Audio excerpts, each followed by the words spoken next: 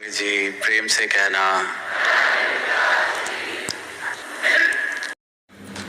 ऐसे ही भाव एक समागम पर जीवन को किस तरह से खुशहाल बनाया जा सकता है, किस तरह से सुकून की तरफ ये यात्रा और बढ़ाई जा सकती है।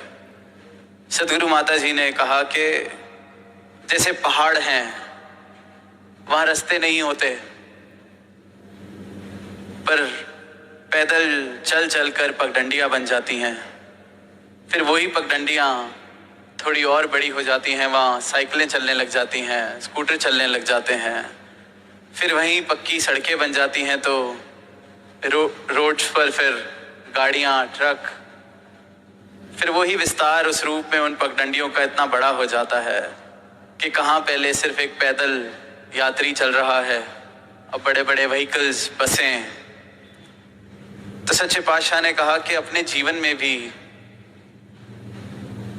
दुख को पगडंडियां ना बनाने दें, नेगेटिविटी को पगडंडियां ना बनाने दें, क्योंकि वो छोटी छोटी नेगेटिविटी, छोटे छोटे भाव, वैर के, नफरत के, ईर्ष्या के, निंदा के छोटे छोटे भावों से कहीं ये पगडंडियां इतनी बड़ी ना बन जाएं कि फिर दुख का ही आना जाना मेरे जीवन में चलता जाए। कहा कि अगर रास्ता बनाना है तो सुख के लिए, अपने जीवन में कुछ अगर नहीं दिख रहा जिससे सुखी हुआ जा रहा है, तो साथ वाले के जीवन में देख के अगर सुख दिख रहा है, उस सुख में खुद सुखी होना शुरू कर दो। तो वो जो छोटी छोटी सुख की पगडंडियां अपने लिए बनाओगे, सुकून की पगडंडियां अपने लिए बनाओगे, वो बड़े बड़े हाईवे सुकून के, सुख के जीवन में कब सहज में बन जाएंगे, और जीवन फिर वाकई ही सुख और आनंद भरा हो जाएगा। और वही हालात सारी दुनिया में, दुख पे नजर है, दुख अपना नहीं, इतना बड़ा भी नहीं, इतनी बड़ी बात भी नहीं, फिर भी पकड़े रखना, तिनके का पहाड़ बना देना। कोई बात ना भी हो तो जबरदस्ती की बात बना देना, और फिर चाहत है कि सुकून जीवन में आ जाए, सुख जीवन में आ जाए। इंसान ये यात्रा कर रहा है, पर बेखबर कि इस यात्रा में आखिर जा कहाँ रहा है, पहुंच कहाँ रहा है, चाहता क्या है, क्या नहीं चाहता। ऐसी ही एक छोटी सी कहानी दास ने भी कहीं किसी समागम पर साझा करने का अवसर मिला कि एक बाजार में बहुत तेज एक घोड़े पर सवार एक व्यक्ति बाजार से दौड़कर जा रहा। घोड़ा बहुत तेज दौड़ रहा, तो जो 7 लोग खड़े थे बाजार में, उसमें से एक उसके जानने वाला, उसने जोर से आवाज मार के पूछी कि इतनी जल्दी में कहाँ जा रहे हो। तो वो घोड़े पे सवार जो इंसान है वो कहता है कि घोड़े से पूछो, मुझे नहीं पता मैं कहाँ जा रहा हूँ, वो घोड़े से ही पूछ लिया जाए।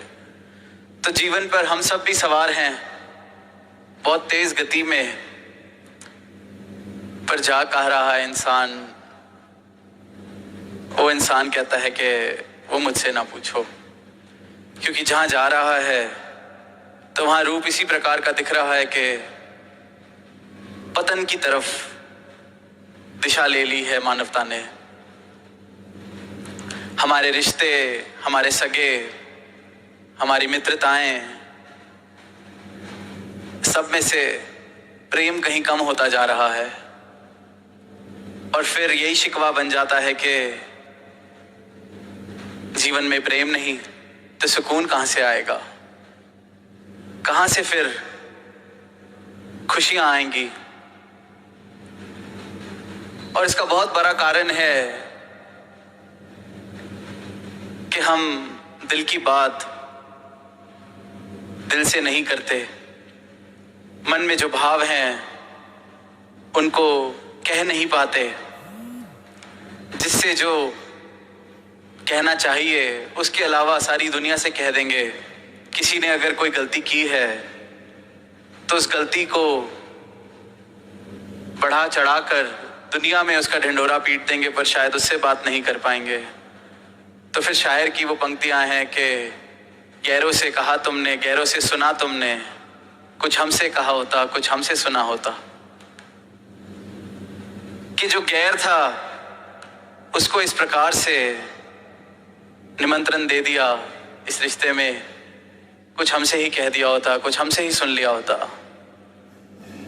तो अपने रास्ते में हम खुद ही दीवार बनकर, पत्थर बनकर बैठे हैं। जहां जहां भी आत्ममंथन किया जाएगा, जब जब भी आत्ममंथन किया जाएगा कि मेरे जीवन में अगर आनंद की, सुकून की कमी है तो उसका कारण सिर्फ और सिर्फ मैं खुद हूं।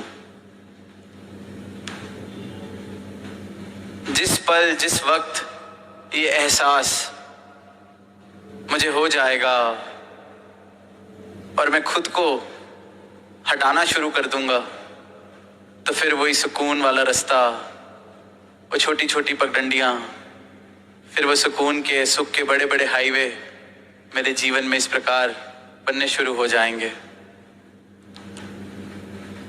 जिन बातों को एक पल भी ध्यान देने की जरूरत नहीं, उन बातों को मैं पूरा पूरा दिन सोचकर बिता देता हूँ। कि गुरु साहिबान वहाँ झोपड़ी में ठहरे, उसके बाद फरमान दे दिया कि इस झोपड़ी को तोड़ दिया जाए। और झोपड़ी जिसकी थी उसने आखिरी जो स्तंभ था, आखिरी जो पिलर था, वो खुद ही तोड़ा। और फिर कुछ समय बाद वहां महल खड़े थे। तो सदगुरु हमारी इस मैं की झोपड़ी को तोड़ते हैं।